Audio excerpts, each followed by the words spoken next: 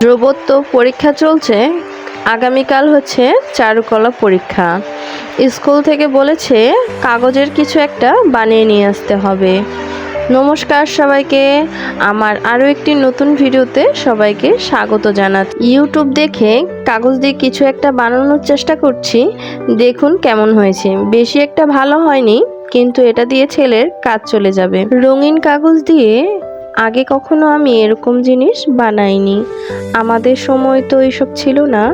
আমাদের সময় স্কুলে তো কোনো দোকানই ছিল না আশেপাশে। আমরা তো চারুকলা পরীক্ষার সময় মাটির জিনিস দিতাম, তাও আবার সেটা নিজেরা কখনো বানাইনি। আমার এক ভাই ছিল, নাম হচ্ছে বিপুল। ও সবসময় আমাদের মাটি দিয়ে বিভিন্ন ধরনের জিনিস তৈরি করে দিত, যেমন মাটির আম, কামরাঙা, তাল, এইসব আর কি।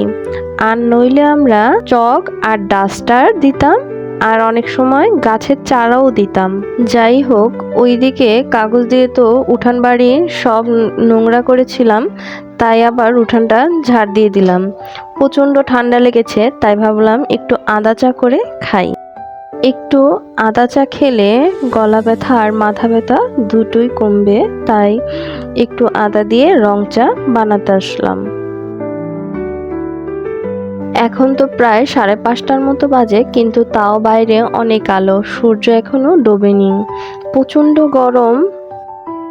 বাইরে অল্প অল্প একটু বাতাস আছে, কিন্তু ঘরের ভিতর তো আর লাগে না। ঘরের ভিতরে আরো বেশি গরম লাগে, তাই গরম ঠান্ডাটা লেগে গেছে।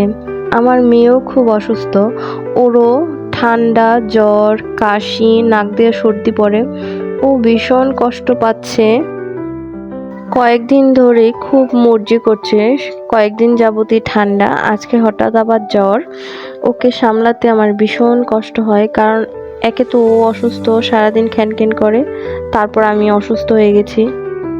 রুদ্রাক্ষী অসুস্থ হলে কি হবে, যখন একটু শরীর ভালো লাগে তখন আবার দুষ্টুমি করা শুরু করে দেয়।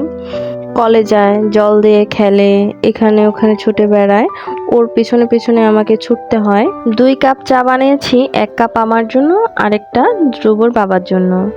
আমার কাপে চিনি দেইনি, চিনিটা আলাদা করে দিয়েছি ধ্রুবর বাবাকে। আমার চিনি খেতে অত ভালো লাগে না, তাই আমি চিনি ছাড়াই চা খাচ্ছি। চিনি খেলে আমার খুব গ্যাস্ট্রিকে জ্বালা পোড়া করে, তাই আমি চিনিটা যতটা সম্ভব এড়িয়ে চলি। আমার মেয়ে আমাদের চা খাওয়া দেখে চা খাওয়ার জন্য দৌড়ে আসছে। এখনো কপাল অনেক গরম, জ্বর আছে শরীরে, তাও দুষ্টামি করছে। সবাই আমার মেয়ের জন্য আশীর্বাদ করবেন, ও যেন খুব তাড়াতাড়ি সুস্থ হয়ে যায়। এখানেই আমি আমার ভিডিওটা শেষ করছি। সবাই ভালো থাকবেন, টাটা।